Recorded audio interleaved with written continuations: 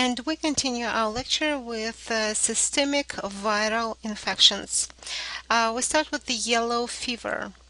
Yellow fever is caused by yellow fever virus, which is an RNA virus. Yellow fever is a tropical infection. The source of infection will be animals, for example, monkeys in jungles. Infection is transmitted by mosquitoes, and when mosquito bites humans, it injects a pathogen into the skin. Then this virus spreads into the lymph nodes, where it stays for a while and grows and multiplies. After that, it spreads into the bloodstream. So because infection is systemic viral infection, the main symptoms that patients will develop will be fever, headache, weakness, muscle aches. In 20% of cases, infection is going to become more severe. So those patients will develop high fever and chills and severe headaches. And then because the virus spreads and affects liver, it causes damage of the liver, and patients will develop jaundice as a symptom. Because liver is damaged, patients might develop uncontrollable bleedings. Mortality rate of this infection is 50%, and because it's a viral infection, there is no specific treatment, but vaccine is available today. Another viral tropical infection is a dengue fever, caused by a dengue virus. And this is another tropical infection, and the symptoms of dengue fever are very similar to symptoms of yellow fever, but not as life-threatening. Same as the previous infection, it's transmitted by mosquitoes. Patients will develop symptoms of intoxication, high fever, headaches, rash, muscle aches, and there's another name of this infection. Dengue fever also is called break bone fever. Why? Because a lot of patients might develop severe pain in the limbs. When I said that dengue fever is not as dangerous, life-threatening as a yellow fever, I was talking about adults only. Dengue fever can become very life-threatening and dangerous for children. They will develop what we call a dengue hemorrhagic fever. In this case, children will start bleeding and get in shock and die. The reason why patients, the young patients, develop dengue hemorrhagic fever, because this virus can cause hypersensitivity reactions. So as you see, for children, dengue fever has 40% of mortality rate. And once again, there is no specific treatment for this infection because it's a viral infection. So basically, treatment will be supportive or symptomatic. The next viral infection is infectious mononucleosis, or mono. Guys, please pay attention on this infection. You have to know it. Infectious mononucleosis is caused by Epstein-Barr virus, pretty large virus that belongs to herpes virus family. That means it can cause acute and latent infection. The virus uses B lymphocytes as host cells, and as you see, 90% of adults are seropositive here in the United States. It means once in life we've been infected and developed immunity. The source of infection will be infected individual. It is transmitted through the direct contact or saliva carrying objects, cups, spoons. It can be transmitted through the kissing, so that's why we call it kissing disease.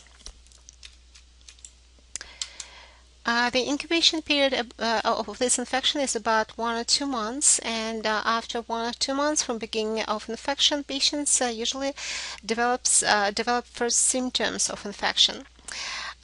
Please remember, the first symptoms of this infection are very similar to the symptoms of a strep throat, which are fever, enlarged lymph nodes, and a sore throat.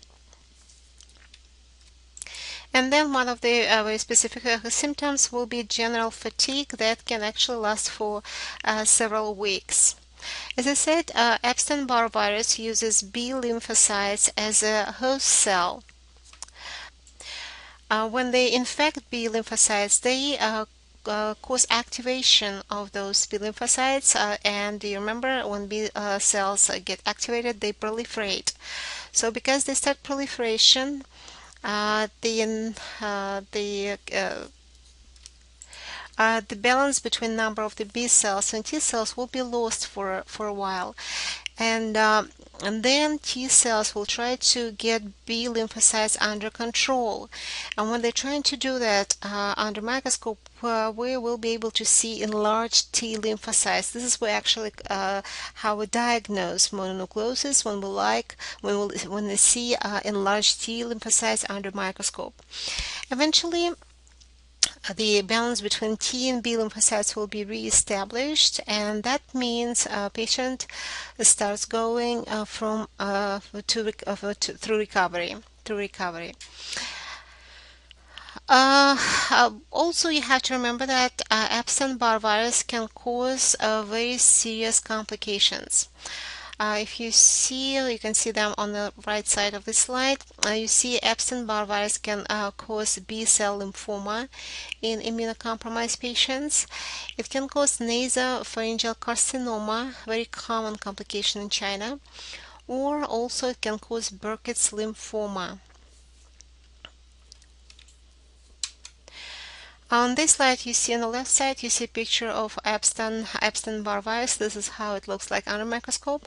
And on the right side of this slide, you see a picture of a child with Burkitt's lymphoma. It is a malignant tumor of the jar. Next, we're going to talk about HIV virus, or human immunodeficiency virus. We know it is a retrovirus.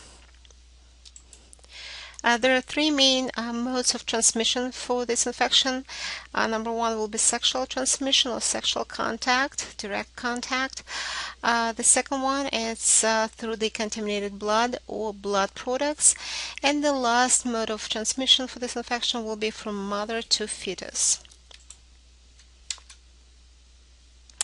As you remember, human immunodeficiency virus uses T lymphocytes as host cells, and on this picture you see the structure of HIV virus.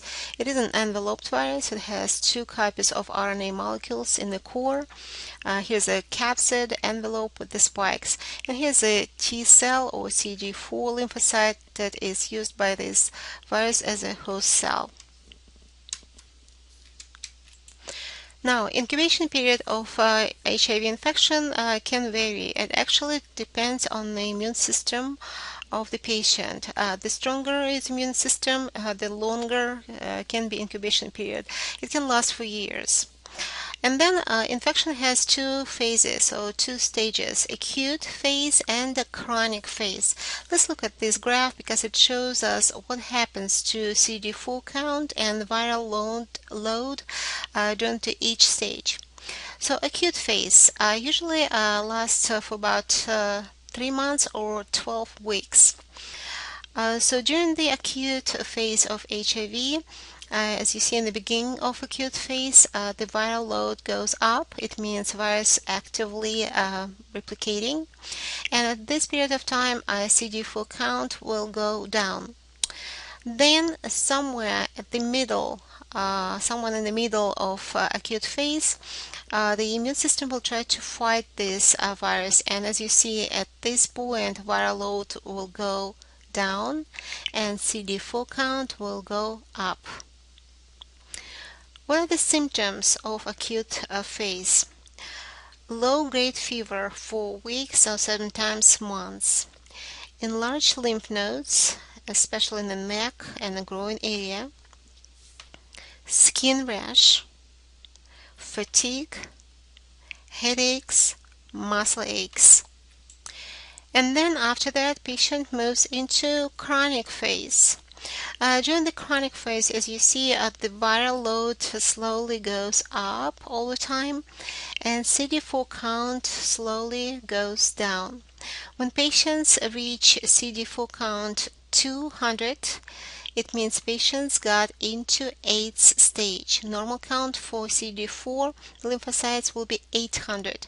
So if patient reaches number of 200 count, it means patient is in the AIDS stage. You probably remember that patients with AIDS do not die from HIV infection. They usually die from complication. Why? Because immune system of those patients will be eventually completely destroyed. So what kind of complications they might develop? Of course, the most common is a general or systemic fungal infection. Also, those patients might develop different types of cancers. For example, Kaposi's sarcoma, it's a blood cancer. It's a very common type of cancer for them. They also can develop cancer of lymphatic system and different systems. For treatment of this infection, we're going to use anti-HIV drugs, and as you remember, they usually affect enzymes of this virus, reverse transcriptase and protease. There is no cure for HIV infection, but using those anti-HIV drugs, we can actually extend the life of those patients from 10 years to 25-30 years. Vaccine is not developed today because a virus changes, mutates constantly. The next viral infection is Ebola, caused by Ebola virus. And Ebola hemorrhagic fever is a very common infection for Africa.